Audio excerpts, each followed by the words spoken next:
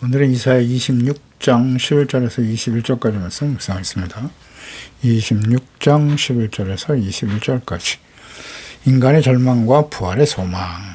이사야 24장에서 27장까지 이사야의 소계시록입니다. 이 본문은 인간의 전적인 무능력과 하나님의 전적인 구원, 그리고 부활의 소망을 증거하고 있습니다. 하나님의 심판이 온 세상을 휩쓸고 지나간 뒤에 구원받은 남은 자, 하늘에 속한 자들의 찬양이죠. 26장의 전반부가 견고한 성읍이신 하나님을 신뢰하는 내용을 담고 있다면 본문 말씀 19절까지 또 21절까지 마지막 절까지의 내용이 악인과 의인의 극명한 대조죠. 인간의 노력의 허무함, 또 부활의 승리, 인간이 스스로 구원을 이루려 몸부림칠 때 낳는 것은 바람, 즉 허무뿐이지만 하나님의 사랑과 은혜가 임할 때 예수 그리스도죠. 죽음조차 생명으로 바뀌게 될 것이다. 예언의 말씀입니다. 우리가 의지했던 세상의 힘, 권력, 재물, 지식, 교만의 우상은 사라지고 오직 하나님만이 평강을, 참된 평강을 주실 수 있습니다.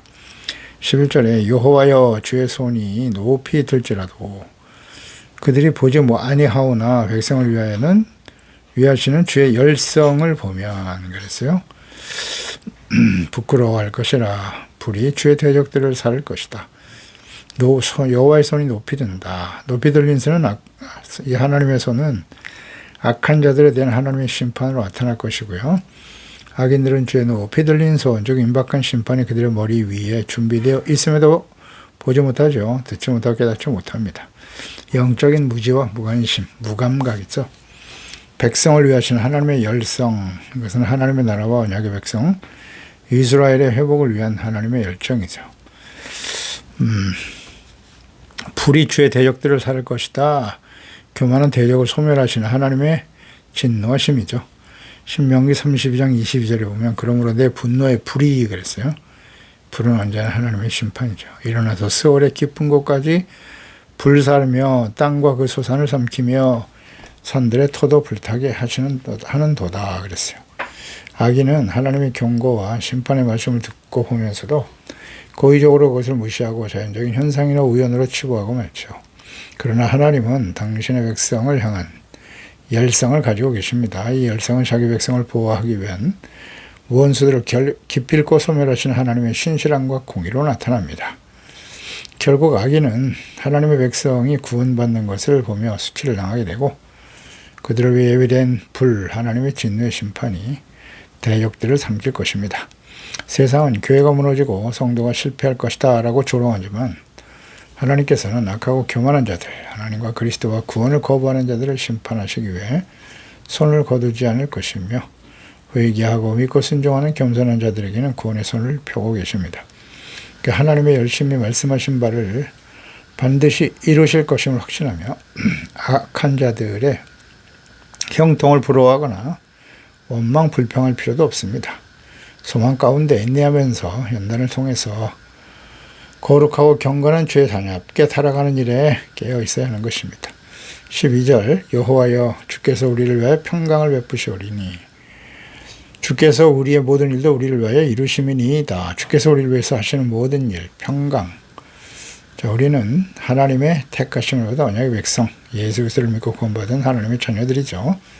역사의 주인이시고 주권자이신 하나님께서 행하시는 모든 일은 하나님의 백성을 위해서 하는 일입니다. 이게 중요하죠. 교만하고 완악한 주의 백성들을 심판하시는 일, 하나님보다 주변의 힘센 나라들과 그들이 섬기는 우상을 선택함으로써 주변 모든 나라들까지 심판을 당하게 하시는 이 모든 과정, 하나님께서 주의 백성들에게 평강 주시기 위해서 하시는 일이다. 그러니까 즉 심판과 재앙이 나타나 하나님의 뜻은 분명하죠. 예레미야 29장 11절에 합니다. 너희를 향한 나의 생각을 아는데 평안이고 장래 재앙, 평안이요 재앙이 아니다. 너희에게 미래와 희망을 주는 것이라고 분명히 말씀하셨고요. 하나님을 찾고 믿고 의지하도록 하시기 위한 하나님의 뜻, 하나님의 거룩한 목적이죠. 히브리서 12장 6절 이하에도 잘 나타나 있죠. 사랑하시는 자를 징계하신다. 이 징계의 목적은 분명하죠. 오직 하나님은 우리의 유익을 위해서 그의 거룩하심에 참여하게 하시기 위해서 징계를 허락하신다. 모르 징계가 당시에는 즐거워 보이지 않죠. 슬퍼 보이나 후에 그로 말미암아 연단받은 자들에게는 의와 평강 열매를 맺게 하시는 거죠. 징계의 목적은 뭐다? 의와 평강, 거룩함의 열매, 회복입니다. 주의 백성과 자녀들의 참된 평강을 얻도록 하시는 일, 이것이 진정 우리를 위해서 하시는 일임을 우리는 주목해야 합니다. 나를 위해서 하나님께서 하시는 일에 대한 어떤 생각을 가지고 있는가를 생각해 보세요. 진정 하나님께서 나를 위해 행하시는 일은 무엇입니까? 나의 소원, 나의 욕망을 이루어주는 것인가요? 십자가, 죄사함, 의와 거룩함의 회복, 관계 회복을 통한 평안, 이것이 주님의 뜻이에요. 골로새 1장 20절이죠. 그의 십자가 피로 화평을 이루사 만물 곧 땅에 있는 것들이나 하늘에 있는 것들이 그로 말미암아 저기 화목하게 되기를 기뻐하십니다. 우리가 누리는 평강은 우리의 노력으로 쟁취된 것이 아니라 하나님께서 베푸신 은혜의 선물입니다. 13절 여호와 우리 하나님이시요 주 외 다른 주들이 우리를 관할하여 싸우나 우리는 주만을 의지하고 주의 이름을 부르리이다. 그러니까 이스라엘은 역사 속에서 애굽, 아수르, 바벨론 등 다른 주들의 지배를 받으며 살았어요. 스스로 하나님을 버리고 주변에 힘있는 나라와 권력자들, 우상들을 주로 섬겼습니다. 하지만 그들이 주로 섬기는 우상들, 그 대상들은 다 죽었습니다. 하나님의 진노의 심판으로 인해서 멸망을 당하고 다시는 일어나지 못합니다. 하나님의 공의 심판으로 인해서 주의 백성들을 통치하고 다스리는 패역한 권력자들과 우상들을 완전히 소멸하십니다. 하나님은 그들을 벌하여 멸하심으로써 주의 백성들이 우리 하나님만 믿고 의지하며 주님의 이름을 높이며 경배하며 찬양하게 하십니다.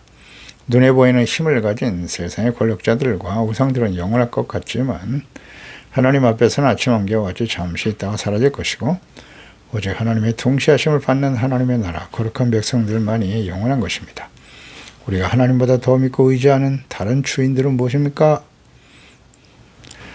마태복음 6장 24절이죠. 한 사람이 두 주인 섬기지 못한다. 사랑과 가치를 하나님께 두든지 아니면 재물에 두든지 하나님과 재물을 겸하여 섬기지 못한다. 두 주인은 없다. 사랑과 가치를 어디에 두고 살아가고 있나요? 하나님을 주인으로 섬기며 살고 있습니까? 그 의미는 무엇인가요? 둘 중에 하나인데요. 자기 자신과 재물을 주인으로 섬기든지 하나님을 주인으로 섬기든지 중간은 없어요. 두 주인을 섬길 수 없습니다. 14절 그들은 죽었은즉 다시 살지 못하겠고 사망하였은즉 일어나지 못할 것이니 이는 주께서 벌하여 그들을 멸하사 그들의 모든 기억을 없이 하셨다. 일어나지 못한다. 그러니까 한때 강력한 나라를 일구었던 세상의 군왕들이죠. 그들이 섬기는 우상들 하나님께서 징벌하사 다시는 회복할 수 없는 영원한 죽음과 지옥에 던져지게 됩니다. 그 배후의 역사는 악한 원수 마귀와 함께 그를 추종하는 자들이 모두 불과 유황에 타는 지옥, 영원한 사망으로 던져지게 될 것입니다. 그들의 위엄과 영광, 힘과 명예 모두 기억조차 되지 않는다. 그러니까 사라질 주 안에서 주인에게서 사라질 주인이죠. 그들에게 충성하지 말고 영원한 주권자이신 하나님과 예수 그리스도의 이름을 높이고 경배하며 증거하는 종들이 되어야 할 것입니다. 계시록 20장 14절이죠. 사망과 음부도 불못에 던져지니 이것은 곧 둘째 사망과 불못이라 하셨고요. 계시록 21장 8절이죠. 두려워하는 자, 믿지 않는 자, 흉악한 자, 살인자, 음행하는 자, 점술과 우상숭배자들과 거짓말하는 자 모든 자들은 불과 영으로 던져지리니 이것이 곧 둘째 사망이다 라고 말씀하십니다. 15절에 여호와여 주께서 이 날을 더 크게 하셨고 이 날을 더 크게 하셨나이다. 스스로 영광을 얻으시고 이 땅의 모든 경계를 확장하셨나이다. 이는 단순히 이스라엘 나라의 지리적 혹은 정치적 지배가 확장되는 제국을 형성한다는 의미가 아니죠. 하나님께서 아브라함에게 약속하신 언약의 성취이고 하나님 나라의 확장을 의미하는 것입니다. 이스라엘은 결코 세상의 제국적인 나라들과 같이 주변의 세상을 지배하며 확장하는 그런 역사는 없습니다. 따라서 이 말씀은 장차 예수 그리스도를 보내주심으로 이루실 하나님의 나라죠. 하나님과 예수 그리스도께서 다스리시는 하나님 나라의 확장을 의미하는 것입니다.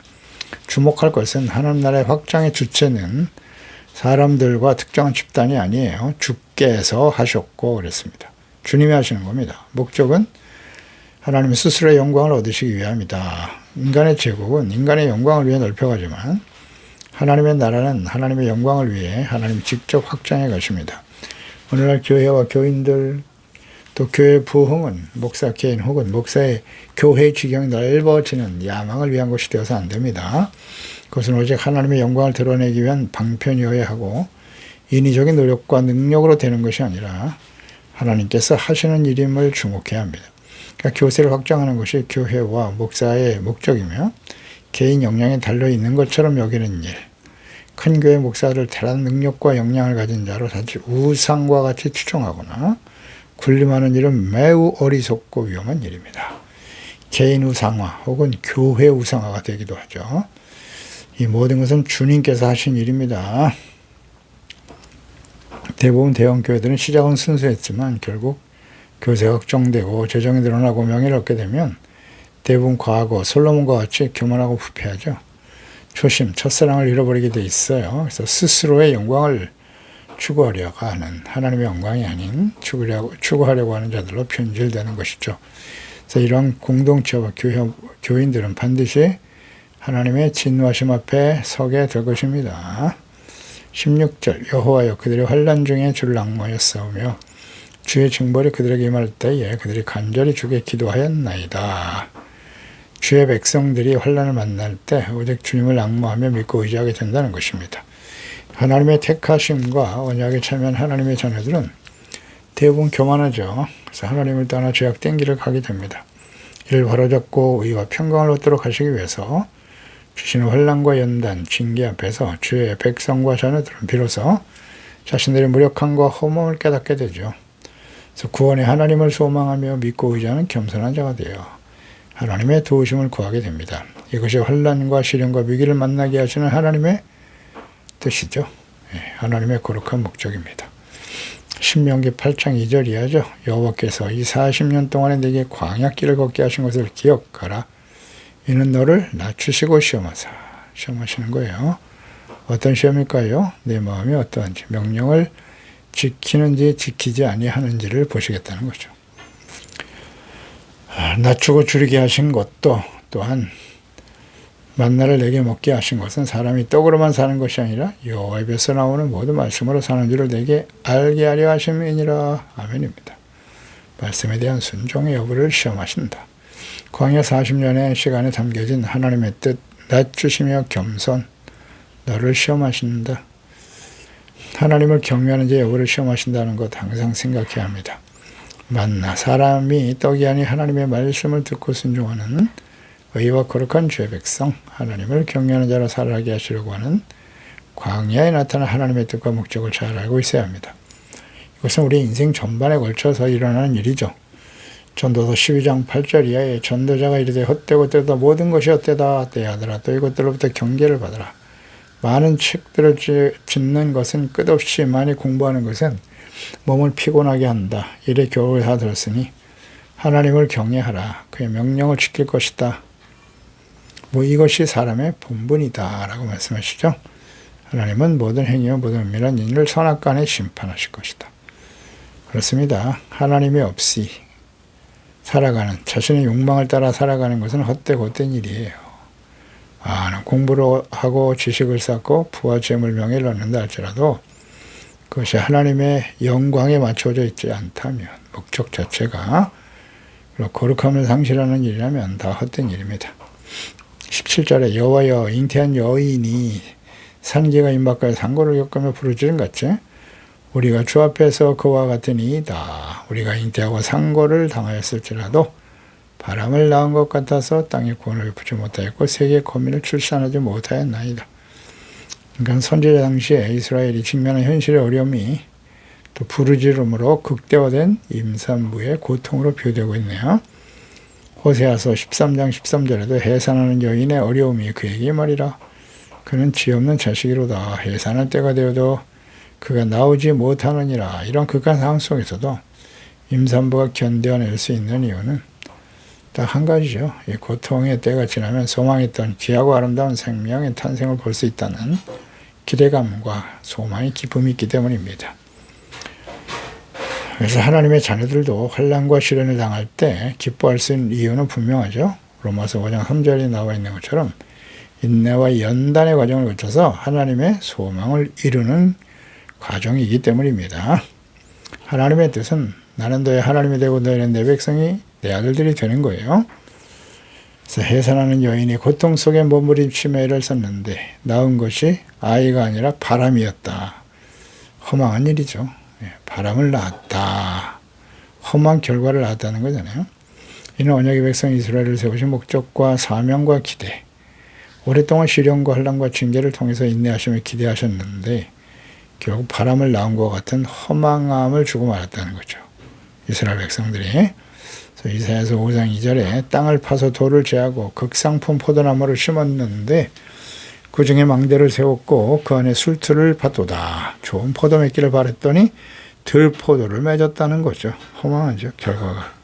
하나님의 탄식입니다. 그래서 하나님께서 결국 하나님의 아들 그리스도를 이 땅에 보내셔야만은 당위성을 잘 보여줍니다. 그것이 이스라엘의 역사죠. 우리는 얼마나 자주 바람을 낳습니까? 밤새 수고했지만 빈배였던 베드로처럼 하나님이 없는 우리의 최선은 허무한 바람만 남길 뿐입니다. 이 절망의 끝에서 겸손히 하나님과 예수 그리스도의 은혜를 사모하며 소명하며 기도하는 자들이 되어야 할 것입니다. 19절에 죽은 자들은 살아나고 그들의 시체들은 일어나리라. 티끌에 누운 자들아 너희는 깨어 노래하라. 주의 이슬은 빛난 이슬이니 땅에 죽은 자들을 내놓으리로다. 그러니까 이스라엘의 실패가 하나님의 실패일 수 없으며 그들의 헛됨이 하나님의 헛됨이 될 수 없습니다. 인생의 최대 비극인 죽음마저도 정복하시는 생명의 주 이스라엘의 하나님이 계십니다. 이 믿음이 모든 것을 변화시키는 것입니다. 환난과 징벌에 눌려 사망의 그늘에 누워 있었던 사람들, 주의 백성들에게 하나님으로부터 새로운 생명이 부어지게 되는 것이죠. 그러니까 그리스도 안에서 먼저 죽은 신실한 성도들이 마지막 날 부활의 영광에 그리스도와 함께 참여하게 될 것이고 그리스도의 십자가에 주신 부활을 통해 주신 부활과 생명이 주어지게 될 것입니다. 이것이 바로 궁극적인 소망이죠. 하나님의 말씀이 임하면 마른 뼈가 군대가 되고 무덤이 변하여 생명의 자리가 되는 것입니다. 예수 그리스도의 부활은 이 예언의 첫 열매가 되는 것이고 믿고 구원받은 자들이 이 부활의 소망에 참여하게 될 것입니다. 아멘입니다. 이사야 26장 20절에도 내 백성아 갈지어다 내 밀실에 들어가서 내 문을 닫고 분노가 지나기까지 잠깐 숨을 쉬니라 말씀하시죠. 그러니까 세상을 뒤엎은 대홍수로부터 노아와 그 가족들이 방주 속에 몸을 숨겼던 것처럼 또한 애굽 땅을 뒤엎은 죽음의 천사들로부터 히브리 백성들이 집으로 들어가 몸을 숨긴 것처럼 온 땅을 뒤엎게 될 하나님의 분노 앞에서 성도들이 밀실에 들어가 문을 닫고 잠깐 숨으라 라는 권면이 주어지는데요. 밀실에 들어가서 그것도 부족해서 문을 닫고 숨으라는 말은 대환란 날에 성도가 취해야 될 몸가짐을 의미하는 것이기도 하죠. 즉 그날의 성도들은 세상과의 분주한 거리를 단절하고 하나님과의 골방에 들어가서 기도하며 말씀을 묵상하는 경건의 시간을 가져야 함을 의미하는 것입니다. 이방인들을 심판하실 때 주의 백성들이 해야 할 일은 마지막 심판이 시작될 때 주의 자녀들이 해야 할 일은 무엇인가? 누가복음 21장이죠. 33절에 36절에 천지는 없어지겠으나 내 말은 없어지지 아니하리라. 너희는 스스로 조심하라. 그렇지 않으면 방탕함과 술 취함과 세상의 생활의 염려로 마음이 둔해지고 뜻밖의 그날이 덫과 같이 너에게 임할 것이다. 이 날은 온 지구상에 거하는 모든 사람에게 임할 것이고 이러므로 너희는 장차 올 이 모든 일을 능히 피하고 인자 앞에 서도록 항상 깨어 기도해야 합니다. 빌라델피아 교회에게 하신 말씀이기도 하죠.